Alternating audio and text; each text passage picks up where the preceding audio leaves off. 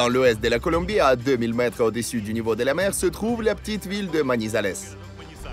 Les gens y font du café depuis des siècles, mais la vie n'est pas ce que l'on pourrait appeler tranquille et mesurée. Ils vivent littéralement sur une poudrière, juste à côté du volcan Nevado del Ruiz, qui est actif depuis 2 millions d'années. La dernière éruption remonte en 1985. Mais les habitants du volcan s'amusent beaucoup, ils ont une vie de prospérité.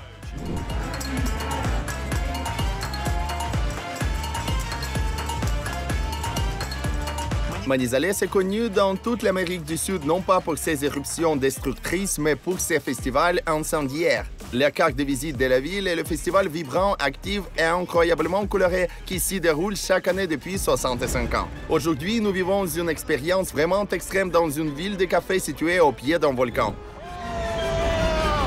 La vitesse est incroyable!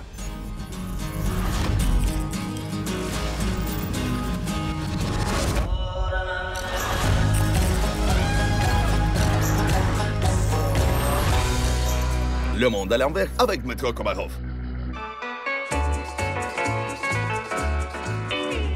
Chaque année, en janvier, les gens font la fête, marchent et dansent pendant toute une semaine. Il y a beaucoup à voir. Il y a des défilés pompeux, des compétitions incroyables, des concours et même un concours de reines du café. Nous ne pouvons pas passer à côté d'un tel événement et nous plongeons dans le tourbillon des manifestations pour vivre pleinement l'âme, le caractère, l'humeur et la saveur de l'incroyable Colombie. Allons-y!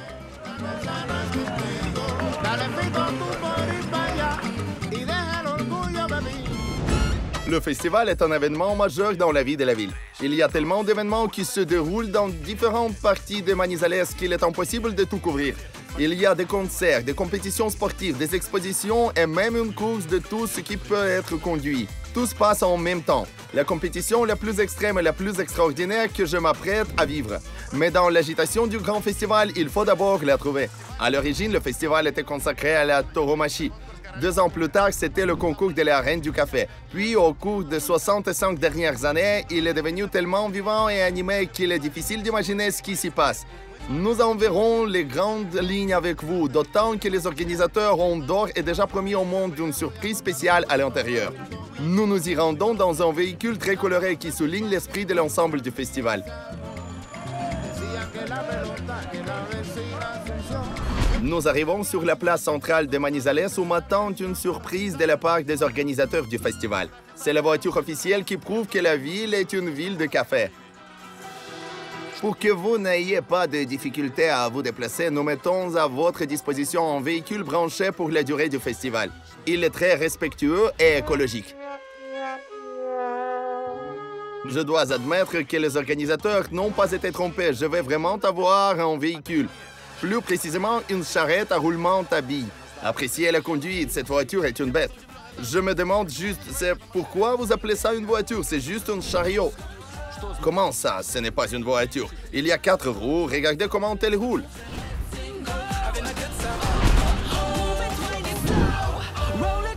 Essayez de le conduire. C'est parti. C'est cool. Il y a sûrement une raison à tout cela. Bien entendu, chaque année, lors du festival, nous organisons un concours sur ces bougies. Vous êtes également invités à y participer. Il s'avère que ce n'est pas seulement un cadeau, mais aussi un défi. Les Colombiens sont des gens très joueurs, prêts à se mesurer à tout ce qu'ils peuvent. Pour être honnête, je ne m'attendais pas à trouver un tel divertissement dans une ville située au pied d'un volcan, mais je n'avais jamais assisté à une de ces courses auparavant. J'accepte donc de relever le défi. Voici David. C'est l'un de nos meilleurs coureurs. Bonjour. Pendant 358 jours par an, David gère son atelier automobile et son entreprise de livraison de hamburgers à Manizales. Mais pendant les 7 jours du festival, il devient un pilote de charrette à roulement à billes. Et cette année, il est aussi mon partenaire et mon coach. Lors de la course, nous serons dans la même équipe. Tu seras au volant. Je serai le copilote. Nous concourons en tant que numéro 24. Bienvenue dans la compétition. Nous vous remercions, c'est bien. Je deviens un coureur de bougies officiel ici à Manizales, c'est génial. Ces compétitions sont très populaires dans le monde entier. Elles sont appelées courses à la gravité. En effet, il suffit de la force de gravité de la Terre et d'un coup de pied d'un coéquipier pour que le chariot se mette en mouvement. Nous avons déjà souligné que Manizales est une ville montagneuse et vallonnée et que ses rues sont incroyablement escarpées. Il suffit donc d'exploiter la force de gravité pour conduire un tel chariot à une vitesse vertigineuse. Chaque pays donne un nom différent à ses charrettes de course. En Grande-Bretagne, il s'agit d'une caisse à savon, en Australie, d'une charrette de Billy et au Brésil, d'un rallyma. Selon les règles généralement admises, une brouette doit avoir au moins 4 roues et des freins, mais la condition principale est l'absence de moteur. Il s'agit de notre légendaire brouette de Manizales. Les roues sont des pignons au lieu des roues. On peut dire qu'il s'agit d'une brouette sans frein. Elle atteint également des vitesses allant jusqu'à 100 km/h. 100 km/h sur ce pneu? Oui, c'est l'un des sports les plus extrêmes de la planète. Le niveau de danger n'est pas de 100%, mais de 200%. Je dois être honnête, à ce stade, j'avais du mal à croire que je pouvais conduire une telle voiture à la vitesse d'une bonne voiture. Cela ressemblait plus à une farce de célébration. Mais ces hommes sont tout à fait sérieux. Et très bientôt, je découvrirai que ce n'était pas une blague. Je ferai l'expérience du danger des bolides fait maison. Mais pour l'instant, les paroles de David me semblent exagérées. Elle est en route, regardez, toute seule. Faisons un tour pour nous habituer à la conduite. Essayons de le faire. Il y a 2 pilotes. L'un à l'arrière accélère et l'autre à l'avant dirige. Tout est clair à droite, à gauche. C'est tellement inconfortable de diriger, c'est un cauchemar.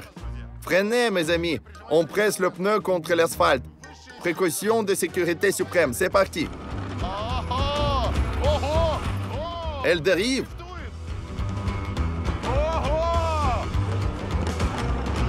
Sur un terrain aussi vallonné, les chiens sont prudents. Il a la force de l'énergie, c'est ce qu'il faut. La première course sur le carré était facile et amusante. Ensuite, David rend les choses plus difficiles. Nous partons nous entraîner sur une pente raide comme le sera la course.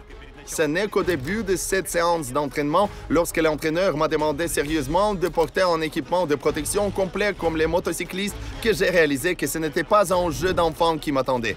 Ce n'est pas parce que la brouette est rudimentaire qu'elle est facile à diriger. Le volant est déréglé et la vitesse augmente très rapidement. Et sur un petit tronçon de rue ordinaire. Lors de la compétition, nous sommes attendus pour une longue route sinueuse où quelques dizaines de remorqueurs similaires s'élanceront à des vitesses inférieures à 100 km/h. Mais il n'y a pas de retour en arrière possible. David et moi formons désormais une équipe. Et je ne peux pas le laisser tomber. Nous n'avons qu'une journée pour nous entraîner. La course a lieu demain. Alors pendant que tout Manizales est au festival, David me donne une course accélérée sur la brouette. C'est le jour de la course. Sur la ligne de départ, il y a des centaines de personnes avec toutes sortes de brouettes. Les derniers préparatifs de la course sont en cours.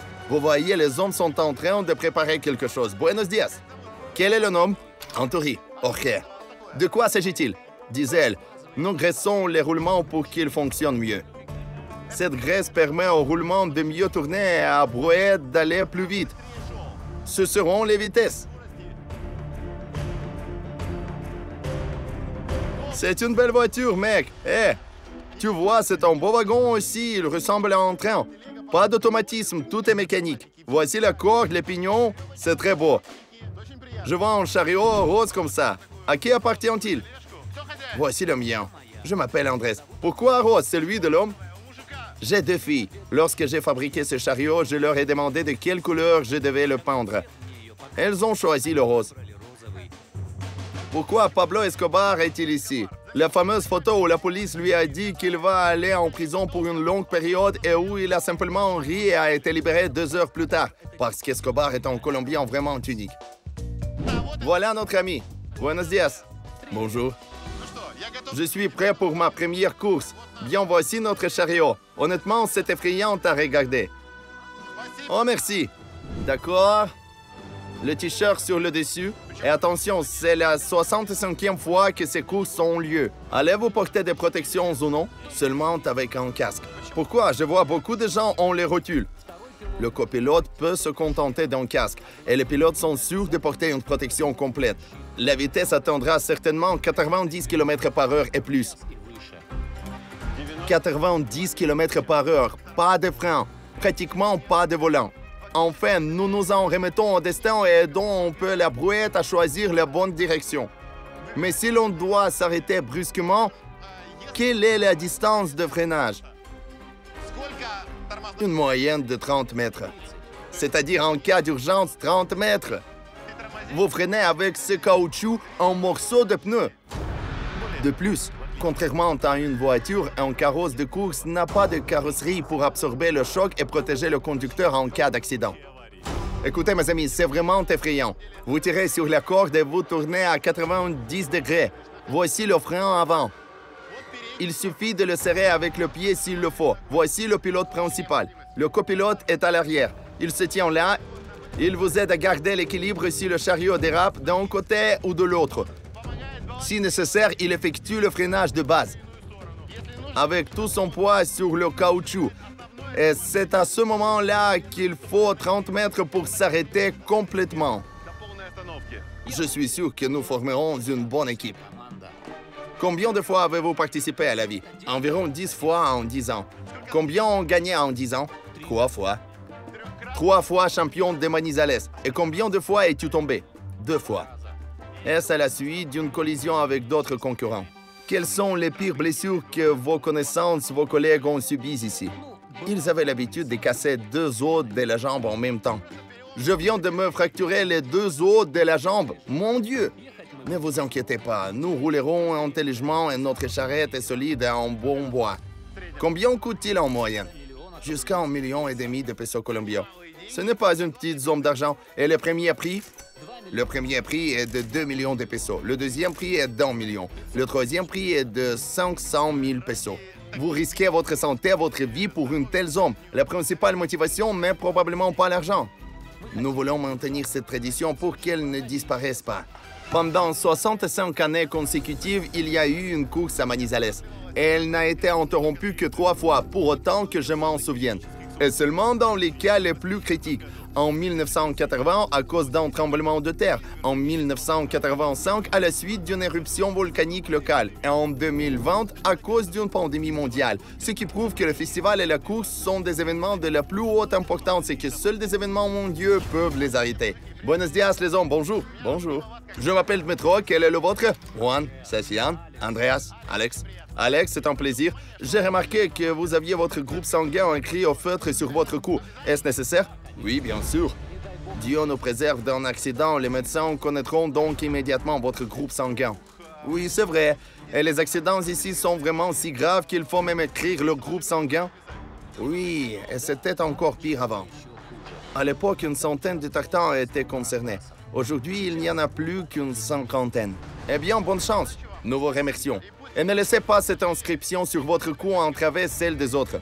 Je vous remercie. Rendez-vous à la ligne d'arrivée. Vous savez, cela devient un peu effrayant pour être honnête. Buenos dias, Seigneur. Bonjour. Combien de fois avez-vous participé, savez-vous compter? 30 fois. Combien de victoires avez-vous? Je n'ai pas encore gagné. Beaucoup de gens s'entraînent volontairement pour gagner, mais moi, je le fais pour l'adrénaline. Quel âge avez-vous? 63 ans. Voilà, mes amis, un exemple à suivre. Un homme de 63 ans qui dit que sa principale motivation est l'adrénaline. La course n'est qu'à quelques minutes. Mettez le casque. Nous produisons des caméras. Seules quelques formalités obligatoires subsistent. Nous signons les documents et déchargeons les organisateurs de toute responsabilité. C'est le genre de course où c'est chacun pour soi. Vous n'avez pas précisé votre groupe sanguin. Sans cela, vous ne pouvez pas participer. Ils ne me laisseront pas partir tant que je n'aurai pas donné mon groupe sanguin et je ne m'en souviens pas. C'est dire à quel point c'est strict. Je dois le chercher sur mon téléphone. Je l'ai trouvé à O positif. Je vais m'en souvenir maintenant. Tu vois, tu ne peux pas entrer sans ça. Heureusement que c'était dans le téléphone. On est le dernier à entrer parce que j'ai oublié mon groupe sanguin. Vous auriez pu être disqualifié. D'accord, bonne chance. Maintenez le volant droit.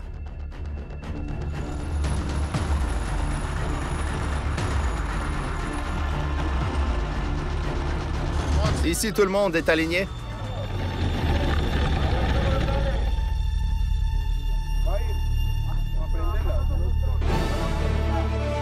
Très bien, tout le monde. Quelques secondes avant le départ de la course. Pour la première fois de ma vie, sans pratiquement aucun entraînement, je vais monter un bélier en bois fait maison qui pèse environ 200 kg. Chaque année, il y a des blessures, des chutes. Ce n'est pas pour rien qu'il y a une ambulance de garde. Pour tout vous dire, je suis très nerveux, mon cœur bat la chamade. Mon adrénaline monte en flèche, je suis encore debout et je tremble déjà. Enfin, il donne l'ordre de départ. La course de bougie commence. C'est parti!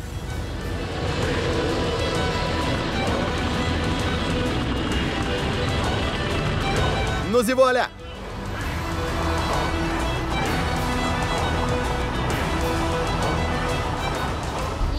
Mon Dieu! La tension est effrayante. La piste de course improvisée est essentiellement un serpentin de montagne en pleine ville. Sur une pente raide, le trolley accélère instantanément. Il est impératif de dépasser les autres usagers. Et surtout, il faut prendre les virages. Freinez, freinez, virage! Entrez en douceur dans le virage. Il y a beaucoup de spectateurs. Je suis deuxième, mais à la fin. La course est remportée par l'équipe qui est la première à effectuer le parcours complet. C'est l'équipe qui gagne la course. Si l'un des pilotes quitte le parcours pour quelque raison que ce soit, l'arrivée n'est pas comptabilisée. Il est également interdit de percuter intentionnellement ses adversaires. La clé de la victoire dans ce type de course est de choisir la bonne trajectoire. Elle permet d'obtenir de la vitesse et surtout la stabilité de la brouette. En effet, une collision avec un obstacle sur un tel engin est presque synonyme de blessure. Les coups de poing sont tellement frénétiques. La vitesse est incroyable. Oh, c'est effrayant. C'est un cauchemar.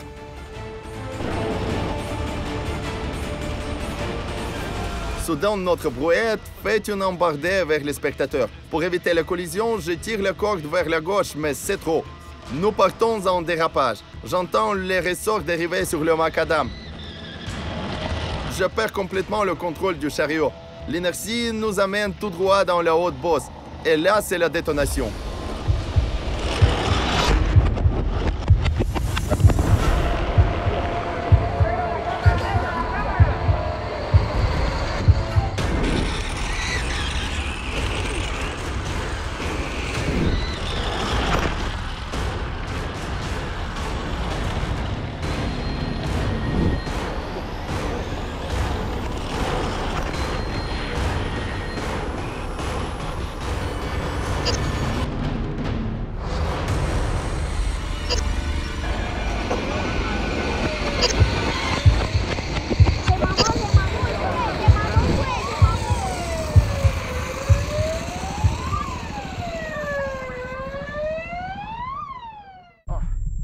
Je reprends mes esprits sur le trottoir.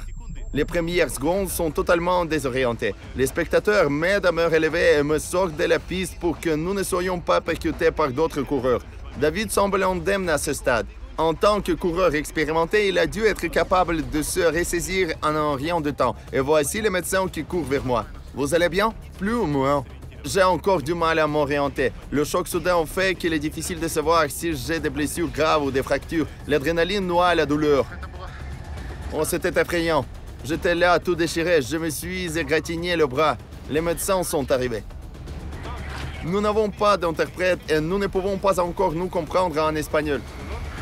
Cela fait-il mal? Malheureusement, je ne parle pas espagnol et personne ici ne parle anglais. Je demande d'urgence notre interprète. Heureusement, il courait déjà dans notre direction et n'était pas loin. Où se situe l'impact? Le coup principal a été porté à la tête, à l'épaule. Vous voyez, les vêtements sont déchirés et sur le bras, je ne sais pas si je l'ai cassé ou non. Sans les gants, je serais déjà mort. Les médecins procèdent à un premier examen. Ils vérifient la réaction des pupilles à la lumière. Très bien, comment va votre tête? Je suis un peu étourdi, mais je me suis cogné la tête très fort. Sacha, ton casque est cassé? Oui. La main tremble un peu, elle est gonflée et j'ai du mal à bouger les doigts. Vous devez vous assurer qu'il ne s'agit pas d'une fracture. Il faut vous amener à l'hôpital. Je suis d'accord. Pendant que l'ambulance est en route, on m'aide à retirer mon casque. Ma main ne réagit plus à la chute et je ne peux pas le faire seul. Voilà mes amis, et ce n'est pas pour rien qu'on a demandé le groupe sanguin. Vous avez mal au cou? Je n'ai pas eu mal au cou. J'ai reçu un coup sur l'épaule et sur le bras, mais je n'ai pas eu mal au cou.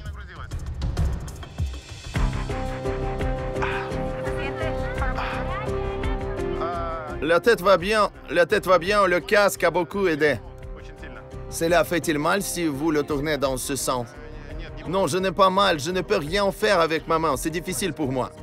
Le bras peut désobéir à cause d'une tension musculaire. S'il ne s'agit pas d'une fracture, le contrôle finira par revenir de lui-même. Je l'espère parce que nous avons une grande expédition en Colombie qui nous attend.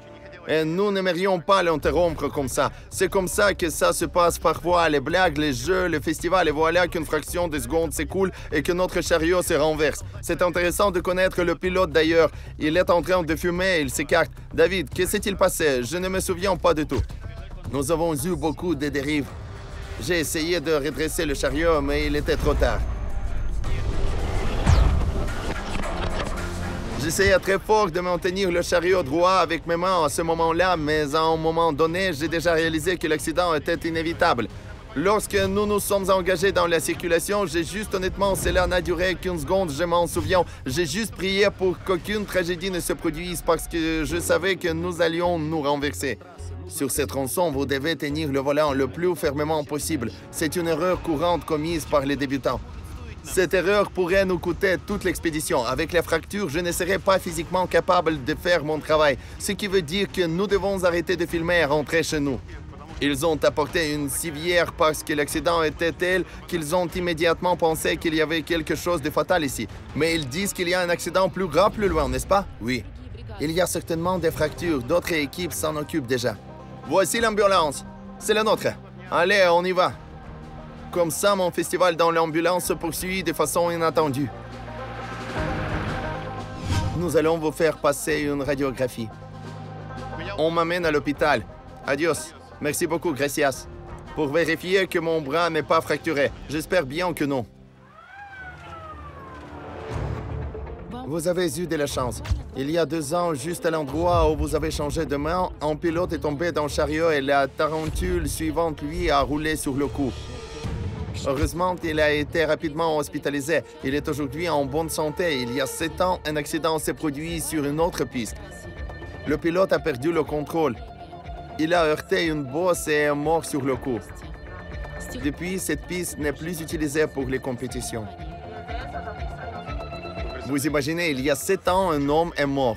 C'est très effrayant à entendre parce que quand j'étais déjà sur la piste, j'ai réalisé à quel point c'est une blague, à quel point c'est cool sur la vidéo, à quel point c'est cool pour le public, mais à quel point c'est effrayant quand vous êtes en pilote. Voilà, nous sommes arrivés à l'hôpital. Il est interdit de filmer ici. Dans le cabinet du médecin, nous sommes donc obligés de filmer en cachette. Il m'enlève mon équipement de protection et m'amène dans un fauteuil roulant pour prendre la photo. Personne d'autre n'est autorisé à entrer dans la salle de radiographie, pas même un interprète. Je ne peux donc savoir ce qu'il en est de mon bras et si notre expédition se poursuivra qu'après le rapport du médecin. Au bout d'un quart d'heure, une infirmière sort. Il n'y a pas de problème avec le bras. Il n'y a pas de fracture. Merci. Cette fois-ci, tout s'est arrangé et notre voyage se poursuit. Mais il y a encore une chose dont il faut se préoccuper. Dès ma sortie de l'hôpital, je me précipite chez mon compagnon avec qui nous avons fait un tour en calèche aujourd'hui.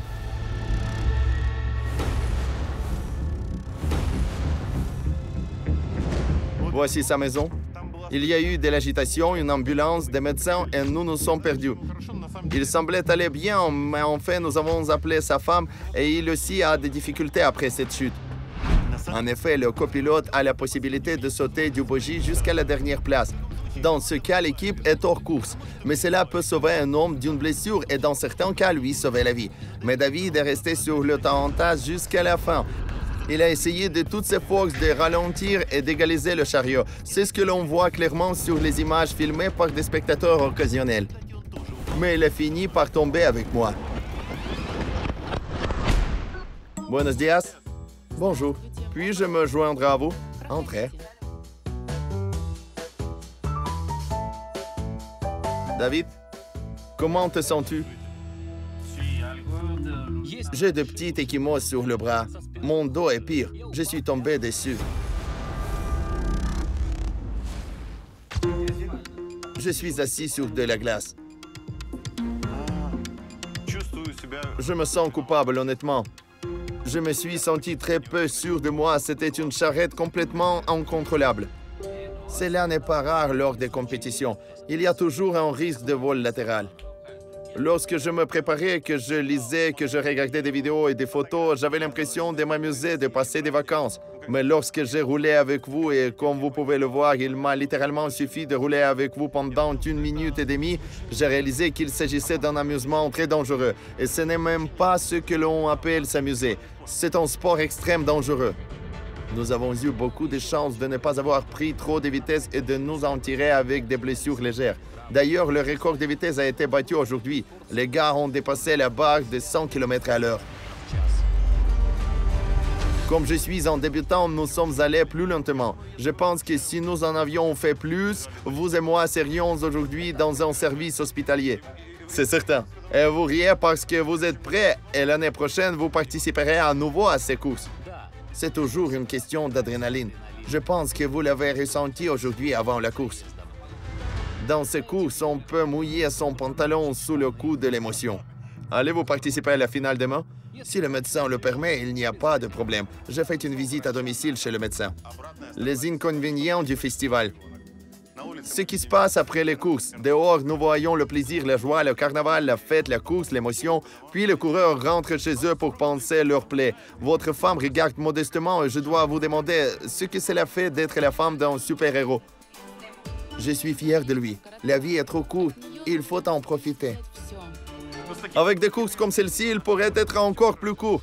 David a l'habitude de rire face au danger, mais malheureusement, le médecin ne le laissera pas courir le lendemain. Cela ne nous empêchera pas d'assister à la cérémonie de remise des prix en tant que spectateurs et de célébrer avec les vainqueurs. Dernier jour, l'ambiance est détendue, la cérémonie de remise des prix est en cours.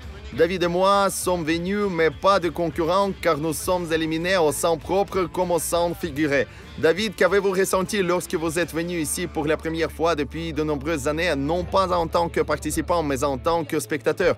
Bien sûr, je suis un peu frustré. J'ai l'habitude de participer et j'aime l'adrénaline, mais je suis heureuse que nous puissions au moins venir assister à la remise des prix. Sous les applaudissements de la foule, les champions de la course de gravité montent sur le podium. Le vainqueur est Christian Camila Sapuela et son copilote Jorge Enrique Campol. Ceux qui ont eu du succès pendant tous les jours du festival battent tous les records. Les lauréats sont photographiés avec leur coupe et leur certificat. Soudain, nous sommes également appelés à monter sur le podium. Venez pour la photo. Ils nous appellent pour prendre une photo car tout le monde se souvient de notre chute. Allons-y, vous voyez, les gagnants sont les gagnants, mais nous sommes les stars parce que nous avons fait la chute la plus raide hier. Hey, viva Manizales! Les gars, félicitations, félicitations! Je vous remercie de votre attention. Dans le milieu de la course automobile, la plupart des gens se connaissent depuis longtemps. Les gagnants se sont avérés être des amis proches de notre David. Voici Jorge Enrique et Christian. Félicitations à vous, première place. Comment se sentent les champions? Comme nous sommes heureux. Je ne peux pas le traduire mot pour mot, ce n'est pas décent, c'est un copain, mais ils sont heureux. Votre bonus de 2 millions? Oui, mais s'il y a un prix supplémentaire de votre part, il est également accepté. C'est vrai, c'est vrai. Vous êtes des gens pleins d'humeur, merci beaucoup. Comment allez-vous dépenser la prime? Sur les filles. Les hommes, voyez-vous, sont partout avec ces blagues vulgaires, et la Colombie ne fait pas exception. Comme le disent les pilotes, l'atterrissage doit se faire en douceur et l'arrivée doit se faire en douceur pour ne jamais s'écraser. Merci de votre attention. Merci. Les coureurs célèbrent leur victoire en groupe. Nous continuons à explorer ce festival inhabituel. Les courses ne concernent pas seulement les chariots, mais aussi les voitures de sport sérieuses, les voitures anciennes et les tricycles. Il y a aussi des concours de beauté. Manizales organise le 3e plus ancien concours de beauté après Miss Monde et Miss Univers. Il s'agit du concours Coffee Queen. Seules les filles des pays où l'on cultive le café y participent. Cette année, c'est une beauté du Venezuela qui a remporté le titre honorifique. Nous sommes pressés d'assister à l'un des événements les plus populaires et les plus controversés du festival.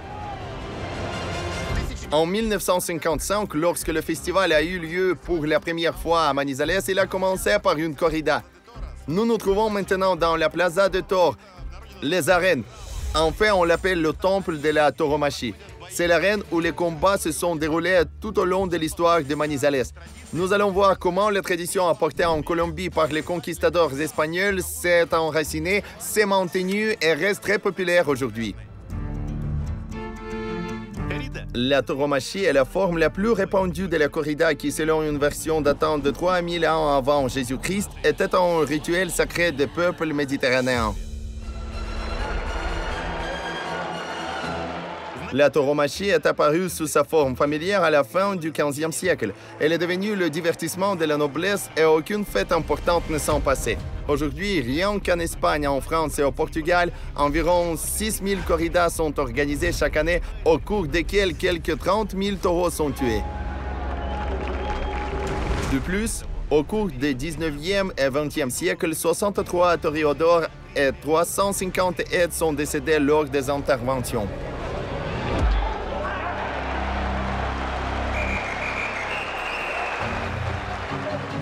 Oui, la corrida est un sujet très controversé dans le monde aujourd'hui.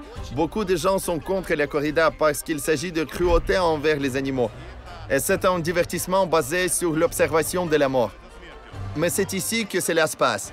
Le monde à l'envers montre toujours la vérité, il montre la vraie vie et nous sommes sur le point d'aller la voir par nous-mêmes. Nous avons une accréditation spéciale pour les journalistes. La première chose que nous faisons est donc de nous rendre dans les coulisses. C'est là que les toreros se préparent au spectacle, s'entraînent et bien sûr prient pour que tout se déroule sans incident. Ici, mes amis, vous voyez devant l'entrée de l'arène, il y a aussi la Sainte Macarena, c'est la patronne des toreros. Buenos dias, quel est votre nom, Seigneur? Javes Peña. Êtes-vous torero? Banderillero. Outre le taureau, le torero et le torero, le banderillero est celui qui poignarde le taureau dans le dos avec des brochettes et des drapeaux. Et le picador est le cavalier avec la pique dont le rôle est de rendre le taureau aussi furieux que possible. Dites-moi, depuis combien d'années pratiquez-vous cette activité? Je fais de la tauromachie depuis 40 ans, 27 ans en tant que banderillero. Quelle est la mission principale du banderillero? Indiquez au lecteur de quel côté le taureau va attaquer. Ces épées blanches que vous plantez dans l'animal, à quoi servent-elles? Ils provoquent le combat du taureau. Êtes-vous fier de votre travail? Oui, bien sûr, la tauromachie est mon art préféré. En Espagne et dans de nombreux pays d'Amérique latine, les gens considèrent que la corrida fait partie intégrante de la culture de leur peuple. En Colombie, il s'agit d'une forme de divertissement très populaire qui compte de nombreux adeptes. Les toreros professionnels sont vus à la télévision, reconnus dans les rues, signés par des autographes et sont des véritables héros populaires. Les employés eux-mêmes font la queue pour prendre des photos avec le toréador. Il s'appelle Bolivar, soit dit en passant, un nom emblématique pour toute l'Amérique du Sud. Simón Bolívar est un homme politique et un chef militaire légendaire populairement connu comme un libérateur parce qu'au début du 19e siècle, il a choisi l'indépendance de l'Empire espagnol pour la Colombie, l'Équateur, le Venezuela, le Panama et la Bolivie qui portent d'ailleurs son nom. Avez-vous la moindre idée de l'autorité dont jouissent ces hommes? Ce sont eux qui sont vénérés, les porte-drapeaux de la force masculine, du courage, les idoles de tant de gens. L'effervescence règne déjà dans les tribunes. Les arènes bourdonnent, tout le monde attend. Aujourd'hui, c'est le plus grand jour de la tauromachie, le dernier jour, la finale pourrait-on dire. La corrida de ce soir comprendra plusieurs combats menés par différents toreros. Mais d'abord, tous les concurrents entreront dans l'arène pour saluer les spectateurs.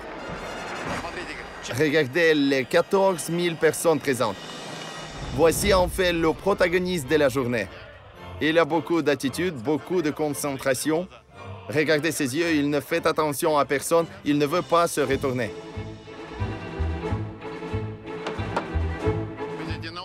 Tout le monde tape de la main sur la porte en bois pour se porter chance. Et voici les picadors. Vous voyez, les chevaux sont spécialement protégés par un tissu très dense pour que le taureau ne blesse pas le cheval, qu'il ne le blesse pas. Seigneur, bonjour, buenos dias. Très brièvement, quel est le rôle du picador? Nous blessons le taureau à un endroit où il ne peut pas lever la tête trop haut et porter un coup mortel. Pour vous, la corrida est une tradition, un passe-temps ou quelque chose d'important. Qu'est-ce que la corrida? C'est un art ancien. Je le pratique depuis 27 ans. J'ai suivi les traces de mon père. Je vois que vous avez une protection très sérieuse aux pieds. Les étriers et les protège-jambes sont en métal. Est-il vraiment arrivé qu'un taureau frappe si fort qu'il provoque des blessures? Oui, c'est possible. Pourquoi le cheval a-t-il les yeux bandés? Pour qu'il n'ait pas peur et ne s'enfuit pas. Excusez-moi, je dois aller dans l'arène. Ces deux chevaux noirs et leurs charrettes sont tristement célèbres pour transporter les taureaux morts hors de l'arène.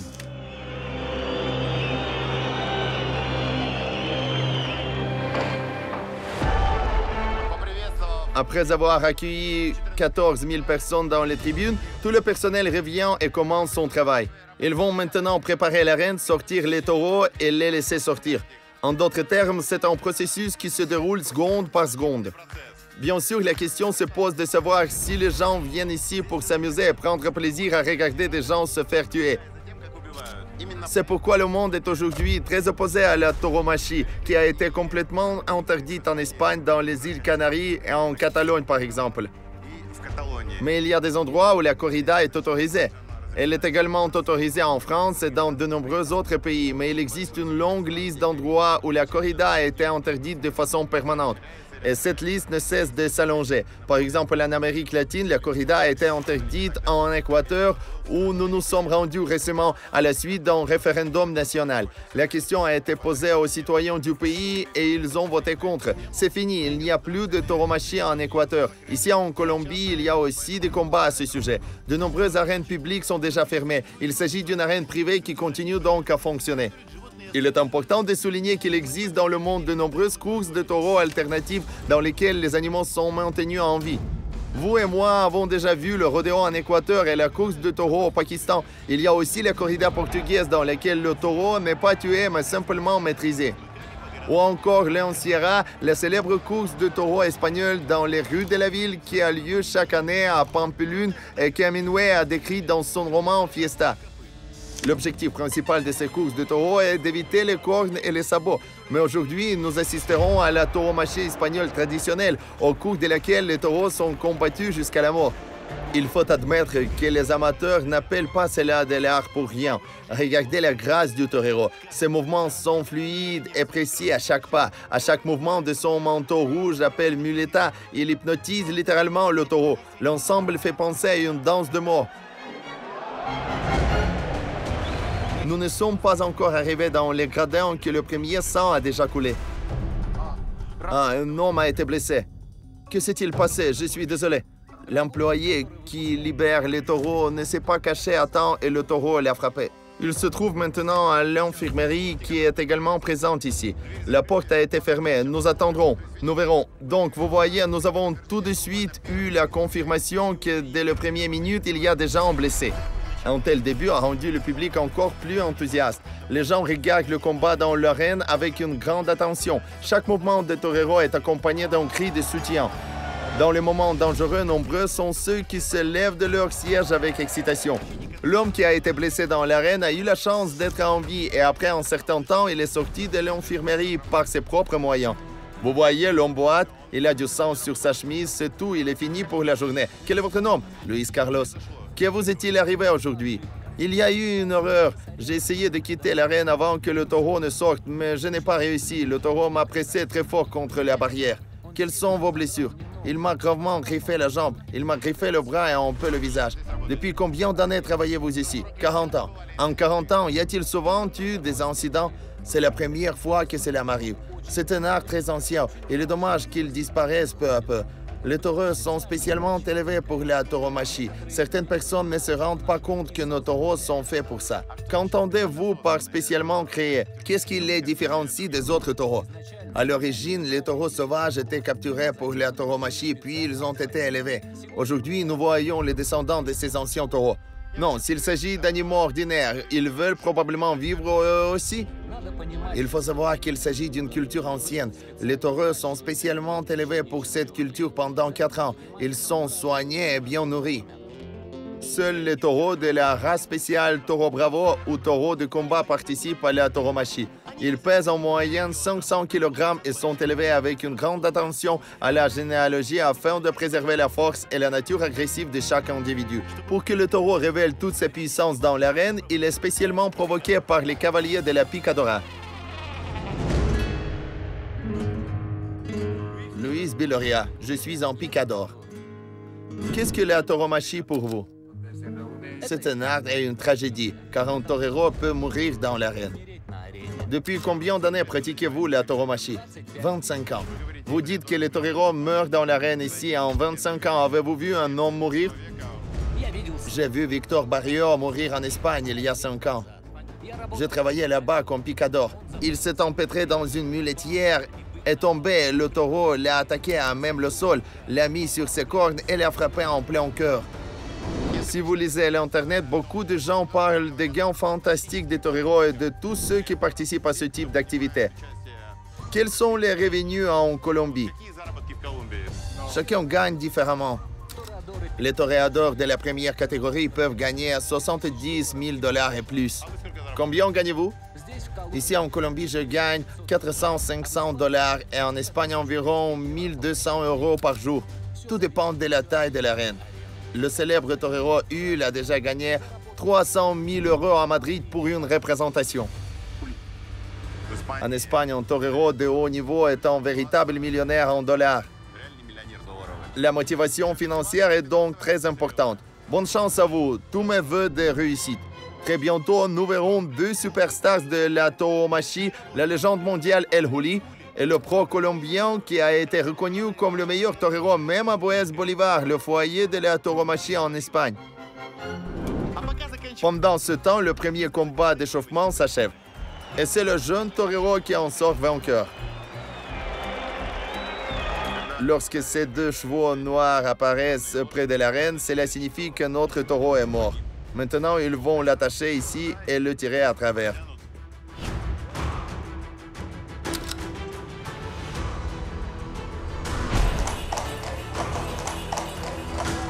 Ici, le taureau mort est emporté et caché dans un local technique.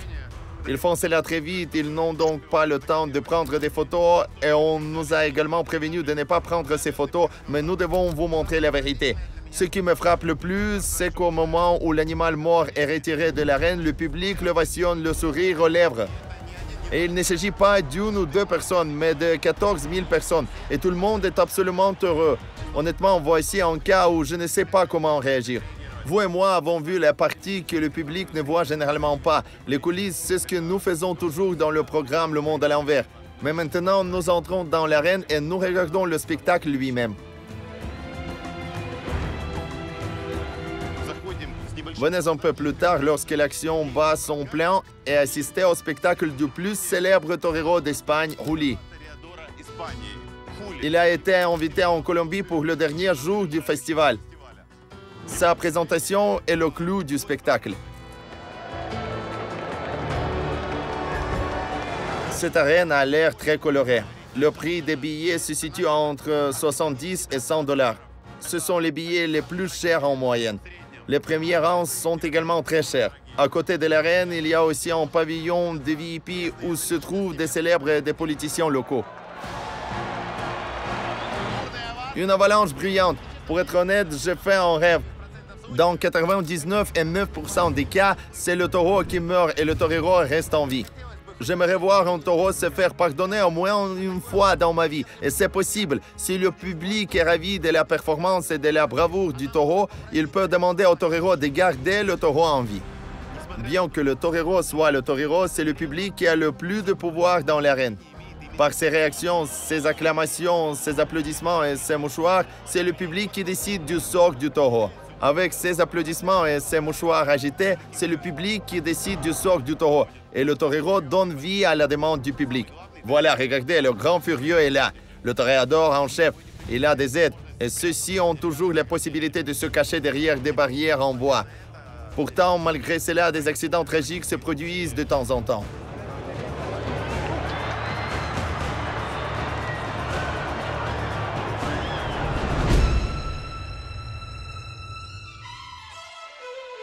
Ici, le boulevard que nous avons vu en coulisses. Le torero vedette de la Colombie. Et voici la partie où le taureau est déjà affaibli et où le torero joue avec lui.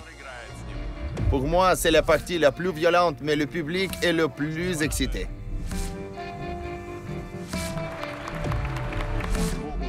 Il a déjà été poignardé par les picadors, les épées blanches ont déjà été enfoncées en lui, ce qui signifie qu'il saigne déjà, qu'il est déjà affaibli. Le public applaudit à tout rompre.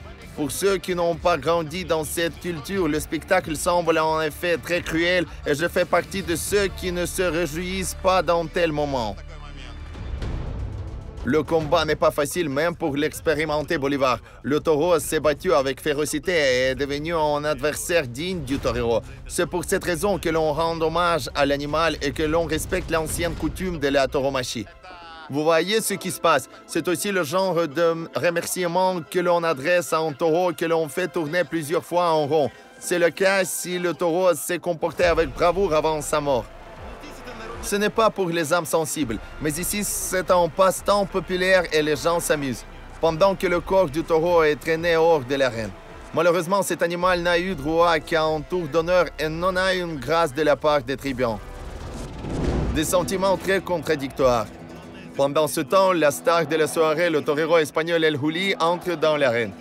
Il est considéré comme une légende dans le monde de la tauromachie. À l'âge de 15 ans, il est devenu le plus jeune torero professionnel du monde. Et à l'âge de 17 ans, il est aussi devenu le mieux payé de l'histoire de la tauromachie. Les 14 000 spectateurs sont aujourd'hui captivés par sa performance.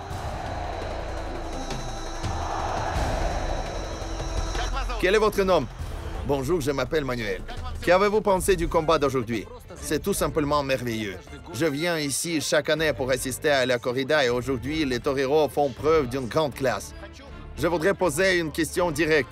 La tauromachie fait aujourd'hui l'objet d'une controverse dans le monde entier et de nombreux pays l'ont déjà interdite. Qu'en pensez-vous? J'habite à 300 km d'ici. La corrida a déjà été interdite dans notre ville. Je dois donc maintenant voyager si loin pour y assister. Nous respectons les protecteurs des animaux, mais ils doivent aussi respecter notre histoire et notre culture. Nous sommes contre l'interdiction de la corrida. Allez, continuez la tradition avec moi. Qu'est-ce qui vous arrive? Whisky? Vous ne pouvez pas dire non. Viva Colombia! Boire? C'est une beauté. Un vrai Shevchenko. Shevchenko? Connaissez-vous Shevchenko? Oui, bien sûr. Oh, je vais vous serrer la main. Laissez-moi vous serrer la main. Shevchenko est connu partout. Viva Colombia! Vive l'Ukraine! Je suis de Medellín. En avez-vous entendu parler? Tout ce que je sais de Medellín, c'est que Pablo Escobar. Oubliez-le, Medellín est une ville de gens honnêtes et bons. Vous voyez d'ailleurs l'attitude des gens. Tout le monde a honte de cette image de Pablo Escobar et dit de l'oublier. C'est la position du peuple et de l'État. Bonne chance à vous. Viva Medellín. Bonjour. Buenos días. Quel est ton nom? Patricia. Patricia, d'où venez-vous? D'ici, à Manizales. Quel est l'événement du jour pour vous? Je l'adore, c'est un spectacle extraordinaire. Je pense que tous les points de vue doivent être respectés. Je respecte aussi les défenseurs des animaux, mais ils n'écoutent pas nos opinions. Comment s'entendre? Est-ce ainsi que l'on respecte les positions des uns et des autres? Je pense que cela ne fonctionnera que lorsque les défenseurs des droits des animaux comprendront que cette race de taureaux a été créée spécifiquement pour la tauromachie. Et si elle est interdite, toute la race de taureaux disparaîtra parce que plus personne ne les élèvera. Les défenseurs des animaux qualifient à juste titre la corrida de barbarie et de violence à l'égard des êtres vivants. Les toreros, quant à eux, qualifient la corrida d'art ancien et de duel mortel entre l'homme et la bête la plus dangereuse. Une tragédie de masse a récemment eu lieu dans l'État colombien de Tolima au cours d'une corrida. Une tribune remplie de spectateurs s'est effondrée en plein spectacle. 4 personnes sont mortes. Plus de 200 personnes ont été blessées. La cause officielle de la tragédie n'a pas encore été révélée, mais les gens disent qu'ils pensent qu'il s'agit d'une punition du ciel pour la cruauté envers les animaux. On trouvait normal qu'il y ait des exécutions publiques, qu'on brûle par exemple des champs en France au Moyen-Âge, qu'il y ait des combats de gladiateurs. Les temps changent, les traditions changent, cette tradition du passé qui est passée dans le présent. Mais aujourd'hui, sous nos yeux, elle disparaît peu à peu. Beaucoup de gens ont honte de dire qu'ils aiment la corrida, qu'assister à la mise à mort d'un animal les rend heureux. Ainsi, même les personnes qui travaillent ici aujourd'hui reconnaissent que tôt ou tard, à court terme, la tauromachie appartiendra au passé. Elle disparaîtra. Ces images deviendront des archives. Mais c'est un événement incroyablement populaire à Manizales aujourd'hui. Et maintenant, nous assistons à son apogée. Le taureau perd de sa puissance. Houli le rapproche et le provoque plus activement. Il est désormais le maître de l'arène. On voit bien que le torero fait de l'esbrouf. Il aurait pu tuer le taureau qui est affaibli depuis longtemps, mais il fait exprès de gagner du temps. Car si vous gagnez du temps et ne tuez pas le taureau à temps, c'est considéré comme un déshonneur pour le torero. Alors il gagne du temps jusqu'à la fin pour chauffer le public. C'est généralement à ce moment-là qu'a lieu la mise à mort d'un taureau épuisé. Mais là, quelque chose ne se passe pas comme prévu. Le taureau ne recule pas et continue à se débattre avec ses dernières forces. Les réactions des tribuns changent progressivement. Par des sifflets et des cris, le public empêche le torero de tuer son rival. Pouvez-vous imaginer des gens agitant des mouchoirs et demandant à Houli de pardonner la vie d'un taureau parce qu'il est courageux et résistant? Seul un animal vraiment unique capable de tenir tête à l'un des meilleurs toreros du monde sur un pied d'égalité suscite une telle réaction de la part de la foule. Mais la décision finale lui appartient toujours. Il est pardonné! Unique, nous avons saisi un moment unique. La vie du taureau est pardonnée. Il est maintenu en vie, il est sur le point d'être amené. C'est très rare. C'est un grand coup de chance. On pourrait penser que le célèbre Houli a perdu parce que son adversaire est reparti en vaincu. Mais en fait, pardonner à un taureau est un honneur encore plus grand pour un torero. On pense que seul un véritable maître de son art peut libérer tout le potentiel, la puissance et la fureur d'un taureau de combat.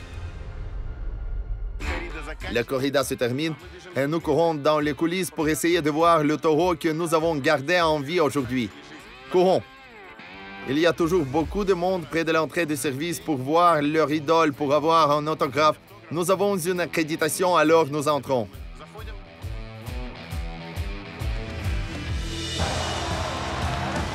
Les voici, Houli et Bolivar. La reine leur souhaite la bienvenue. Houli est bien sûr le héros du jour. Il n'a pas gagné ces 200 à 300 000 $ pour rien car il a gardé le taureau en vie. Ici, il le porte dans ses bras, littéralement. Il est impossible de lui parler. Tout le monde essaie de prendre des selfies au fur et à mesure. On connaît les superstars du football, mais on ne connaît pas les stars de la tauromachie. Voici une superstar de la tauromachie. Merci. Combien de taureaux avez-vous sauvés dans votre vie? Je ne me souviens plus exactement. Il y a eu plusieurs cas de ce genre. Vous voyez, c'est impossible. Tout le monde, les superstars sont enlevés. Les fans attaquent, les portes se ferment, les gens sont heureux. C'est l'inconvénient de la corrida. Vous étiez heureux, ça vous a plu? J'ai beaucoup apprécié. Houli était, comme toujours, au sommet de son art. J'ai déjà assisté à ces spectacles à Mexico, à Calais, ici, à Manizales, et je le suivrai encore plus loin. Là, voyez-vous, il y a des fans qui suivent spécifiquement Houli et gardent un œil sur ses sorties dans les arènes. Il y a des voitures avec des clignotants, des VIP qui partent d'ici. Et ça, c'est Bolivar. Aujourd'hui, dans un cas unique, la vie d'un taureau a été sauvée. C'est votre collègue espagnol qui l'a fait. Qu'en pensez-vous? C'est une chose très décente à faire. Garder ce taureau en vie était la bonne chose à faire. Au revoir. Malheureusement, je n'ai qu'une question. Les étoiles partent et nous retournons dans l'arène pour trouver le taureau chanceux qui a reçu la vie aujourd'hui. Les éleveurs de taureaux pour la tauromachie recherchent toujours les meilleurs mâles. Les meilleurs taureaux doivent se reproduire pour donner une progéniture aussi forte. Le résultat du pardon d'aujourd'hui se verra à l'avenir dans cette arène. Viens, je vais te montrer cette beauté. Ce sont les stalles où les taureaux attendent d'entrer dans l'arène. Le voici, mes amis, ce taureau qui n'aurait pas dû survivre aujourd'hui. Mais il était si agressif, si fort, si confiant que 14 000 personnes ont agité des mouchoirs et l'ont maintenu en vie. Et dites-moi, combien de fois cela se produit-il en général? C'est très rare. Aujourd'hui est un jour spécial. Mes amis, regardez de plus près. C'est vraiment un miracle. Il était censé mourir aujourd'hui. Et les chances étaient proches de 100%. Mais il est là maintenant. Bien qu'il y ait encore ces points dans son dos, des banderoles, elles seront enlevées, il sera guéri et il vivra. Quel genre de vie aurait un taureau miraculeusement laissé en vie? Il vivra comme un roi jusqu'à la fin de ses jours. Il sera ramené à la ferme, nourri, soigné, et recevra plus de 20 vaches à élever. On peut donc dire que sa vie est celle d'un Casanova. Et il sera tout le temps dehors. Oui, il va avoir une vie céleste maintenant. Quel est son nom? Vous ne savez pas? Il s'appelle le professeur. Il est encore jeune et vivra encore au moins 20 ans. Quel âge a-t-il aujourd'hui? Environ 5 ans. Je veux dire, pouvez-vous imaginer que les taureaux élevés pour la tauromachie meurent généralement à l'âge de 4 ou 5 ans? C'est une très bonne année en général. 5 taureaux ont déjà été pardonnés en 50 combats cette saison. C'est très rare. Il y a des fêtes et des saisons où aucun taureau n'est pardonné, aucune vie n'est donnée.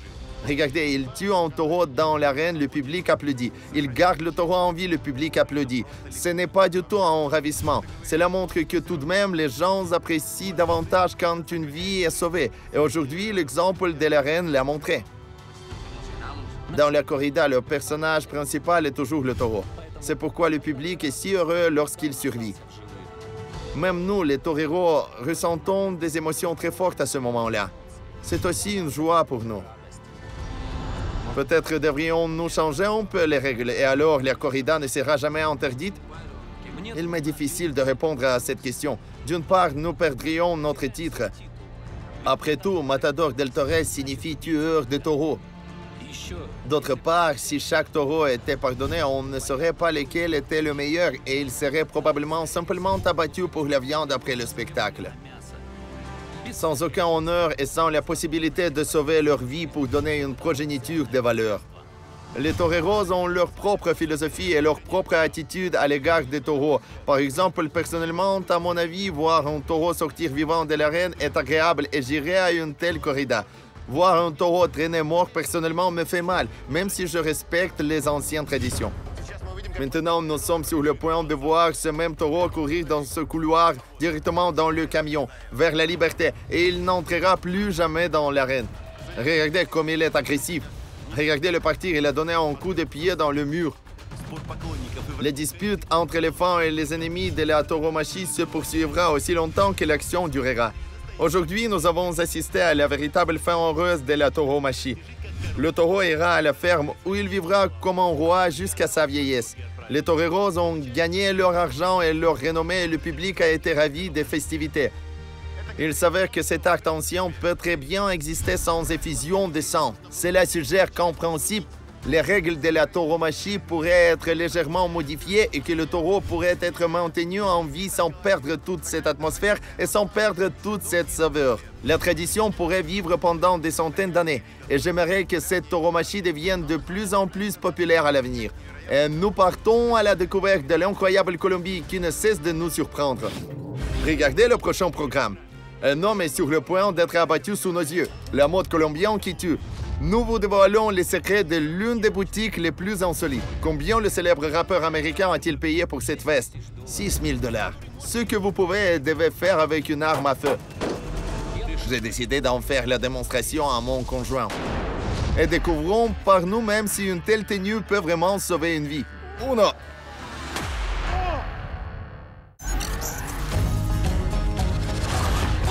Le monde à l'envers avec Metro Komarov.